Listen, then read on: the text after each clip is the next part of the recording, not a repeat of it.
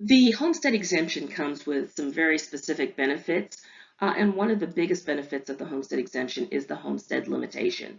And we'll be talking about both the homestead exemption and the homestead limitation with a particular focus on the homestead limitation in this video.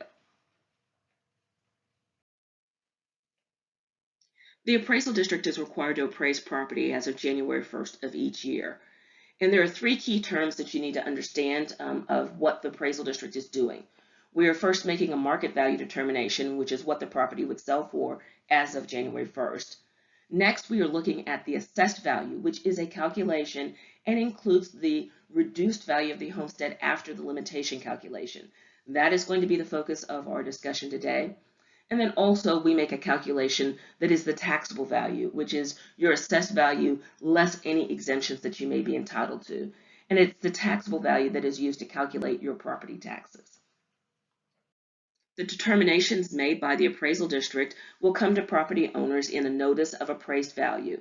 And those are being mailed starting April 15th. You should receive your notice of appraised value. There are the three determinations, the market value, assessed value, and taxable value, all included in your notice of appraised value. Let's get a little bit deeper into specifically the assessed value and the tax limitation.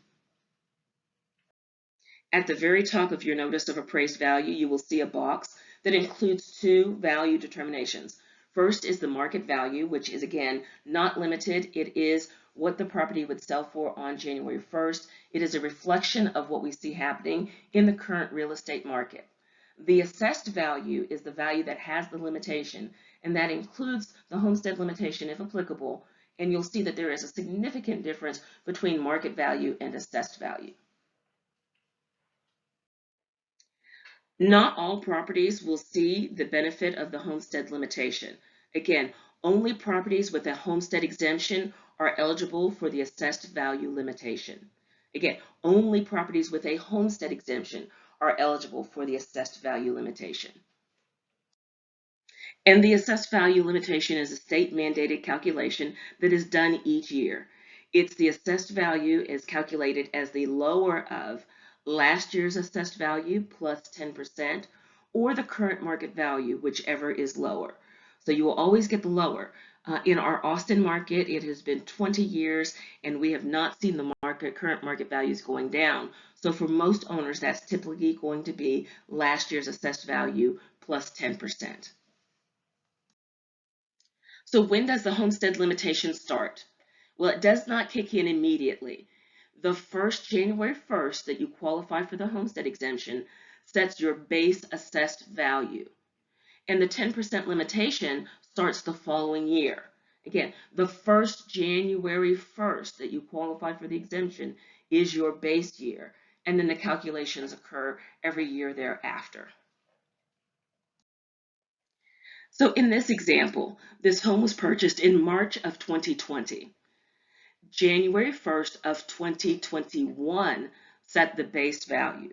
So the market value in 2021 was $376,600, and that became their base year, their starting point, and is their first current assessed value of $376,600. In the next year, on January 1st of 2022, that is the first year that the 10% limitation calculation is made. So in 2022, the market value was $601,027, but the last year's assessed value plus 10% calculation was $414,260. And that is lower, so that became the 2022 assessed value, $414,260. So to qualify for the homestead exemption and the benefit of both the exemption amount and the homestead limitation, generally you are eligible for the residential homestead if you own and occupy the property as of January 1st of each year. It is free to file that exemption. Now the law has changed, so there's some opportunities now for property owners to claim their exemption earlier than January 1st. But it's important for me to explain to you what those requirements are to claim the exemption early and how some of those calculations are done when you claim the exemption early. So new in 2022, for homeowners that are just purchasing a home in this year, you may be eligible to apply for your general homestead exemption early as soon as you acquire the property. There are some conditions in order to claim it early. One, the property cannot have an exemption on it as of January 1st claimed by the previous owner. So there cannot already be an exemption claimed on the property. Two, you cannot be claiming an exemption on another property as of January 1st. And three, you have to meet all of the other qualification requirements of exemptions, meaning you have to own and occupy the property. Now, when you claim the homestead property early, that exemption is prorated based on your qualification date. So it is calculated by taking the number of days remaining in the year based on your qualification date, divided by the total number of days, and then multiplying that by the exemption amount. So in this example, we're calculating what the exemption amount would be for the school district exemption if you purchased your property on April 1st of 2022.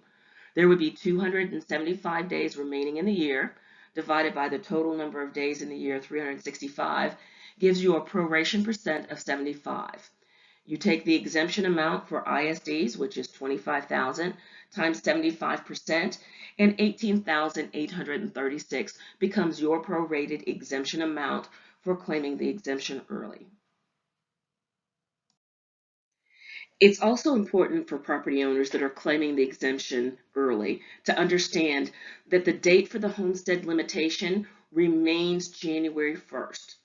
So if you purchase a property April 1st of 2022, you can qualify for the homestead exemption and you'll get the homestead exemption amount. But January 1st of 2023 is your first January 1st that you qualify for the exemption, and that will set your base year. So your base year value for your limitation is established January 1st of 2023, and then your first year with the limitation calculation would be January 1st of 2024. So again, remember, even though you may claim the exemption early and you can get the exemption amount, the date of the limitation is still based on the first January 1st that you qualify for the exemption. Now, we don't want new homeowners to be discouraged because they don't get the immediate homestead limitation, because the benefit of that exemption amount can be substantial. On the general homestead exemption, school districts are required to grant a $25,000 exemption. And there's an election May 7th that will increase that even more to $40,000.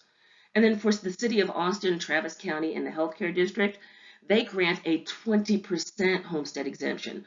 So the savings that you get just from the homestead exemption amount is really significant. So we don't want anybody to miss out on any tax savings that they can. And again, the biggest way that you can generate tax savings is to claim your exemptions that you're entitled to. To apply for an exemption, you just have to complete the required application, include copies of all required documents, and submit your application to the appraisal district by April 30th. Applying for an exemption is free. You'll get a lot of new homeowners will get a lot of things in the mail where people are offering to file the exemption for them for the low cost of $50 or $100. And again, we don't want anybody to pay to get an exemption when you can do it for free.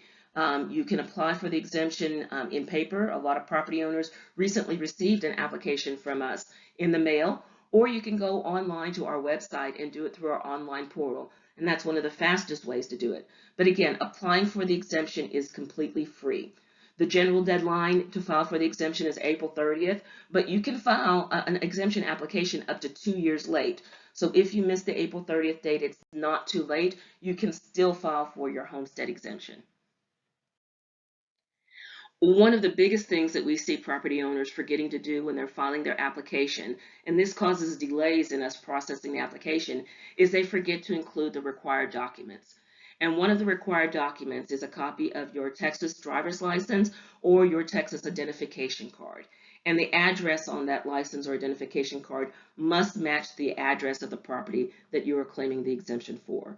Now, it's really important to notice that the law requires only those two forms of documentation. We cannot take a concealed carry license or a passport or a license from another state. They must be a Texas driver's license or a Texas identification card, and you've got to include a copy with your application. We cannot approve and grant the exemption without that piece of documentation. And when property owners forget to include it, we have to put that on hold, reach out to you. There's a lot of delay as we go back and forth trying to get the documentation. So to ensure that your application is processed as quickly as possible, please remember to include that required documentation. If you have any additional questions about exemptions, we have an exemption helpline. That's 512-873-1560. You could also go to our website at www.traviscat.org. We have a series of webinars, one specifically on homestead exemption posted on our website. We also have a page specifically for homestead exemptions where we do answer frequently asked questions. So again, go to our website. There's lots of information available. In our webinar series, we've done webinars on information for new homeowners, about homestead exemptions, understanding your notice of appraised value.